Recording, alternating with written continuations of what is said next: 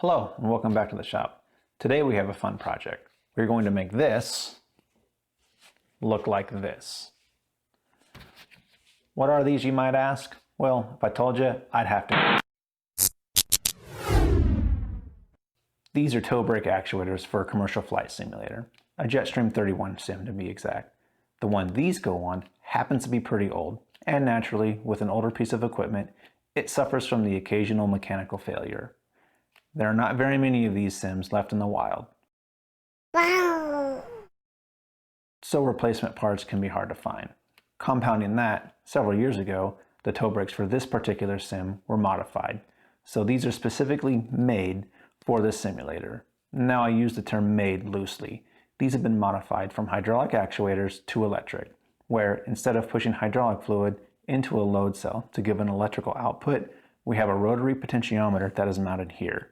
So when this is compressed, this rack here turns a small pinion gear on the pot, giving the same electrical output. The software can't tell the difference. The change was made to remove the potential for leaks and to increase the reliability of the brake system. Great idea, terrible execution. I'm going to go out on a limb and say that this was not done by an engineer. Okay, I admit, I'm also not an engineer, but I can spot a poor design when I see one.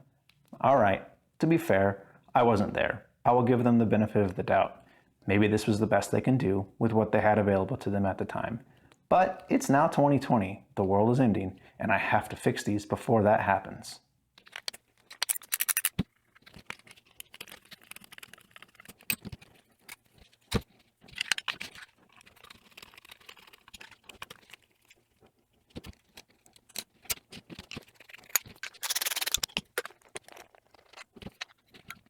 They used the original actuators, gutted the hydraulic bits out, and installed some spring washers on the inside to give it springiness.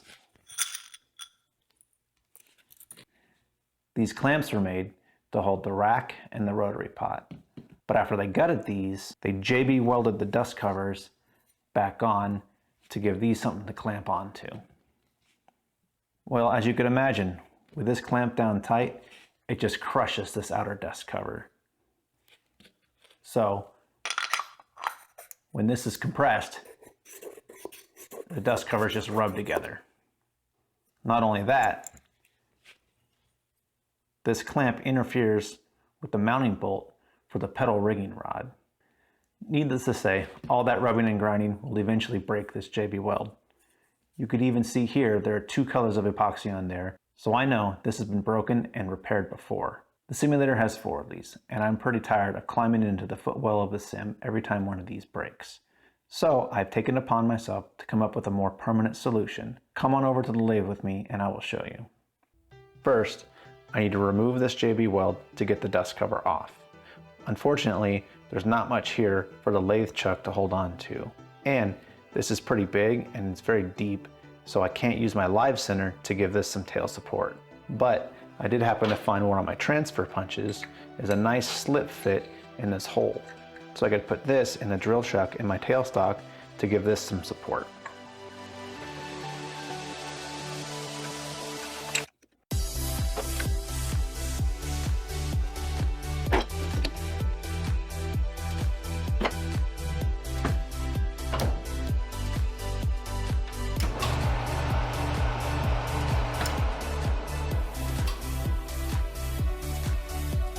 That looks pretty straight. Now I know this is kind of a rinky-dink method here, but I'm not really putting too much load on this thing to get rid of this JB weld. It's pretty soft stuff. And all I'm gonna do is get rid of that and take a really light skin pass on here to get this part nice and concentric for the sleeve that I'm gonna be pressing on.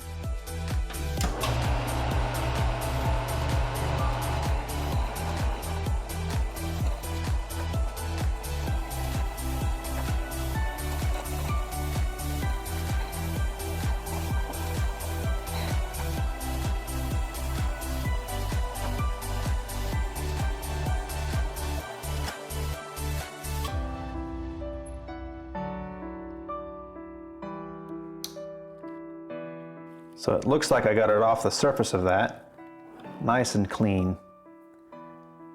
Now I just need to load into this side a little bit more to break this loose.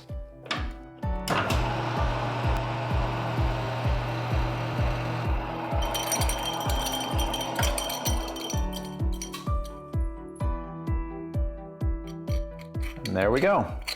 Next, I need to take a light skim pass across here because the sleeve that I'm going to be replacing this with is going to press on, and I'm going to be using Loctite to hold it. So I want there to be a nice fresh surface for that Loctite to adhere to.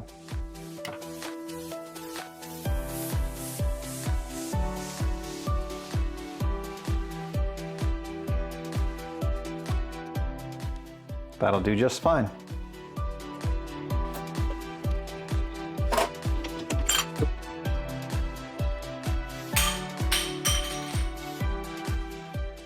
That's step one. The material I'm using for this is this 2-inch 6061 aluminum round bar.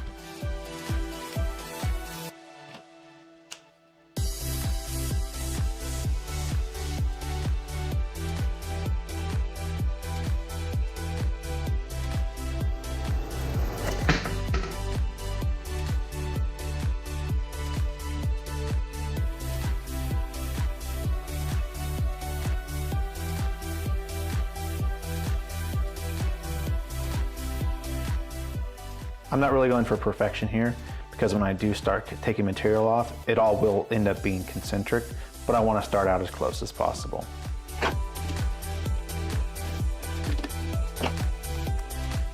Next, I gotta face this side off so I get a good surface, plus it'll make this face square to the axis of the lathe.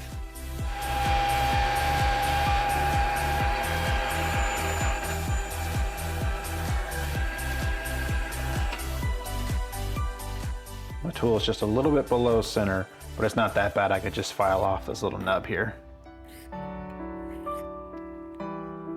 Perfect.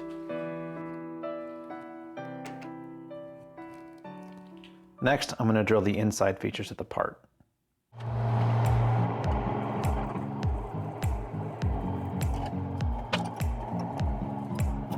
Good lube for aluminum.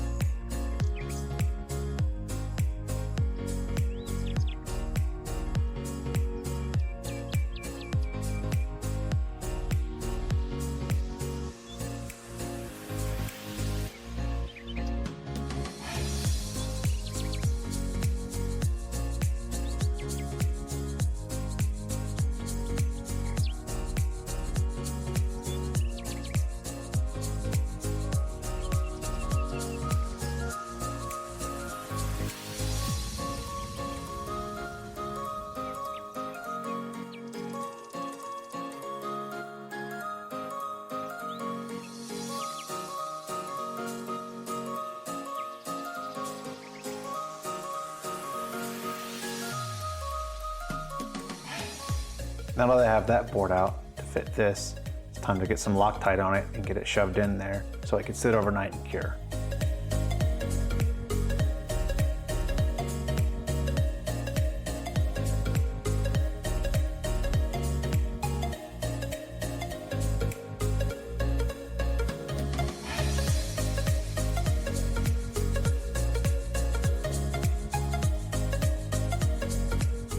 Well, that just about does it for part 1 of this series. I've got to let this sit overnight to give the Loctite enough time to cure. Be sure to subscribe and hit the bell icon so you don't miss part 2, where I finish machining the rest of the actuator and install it in the simulator. Have a great day, and as always, thanks for watching.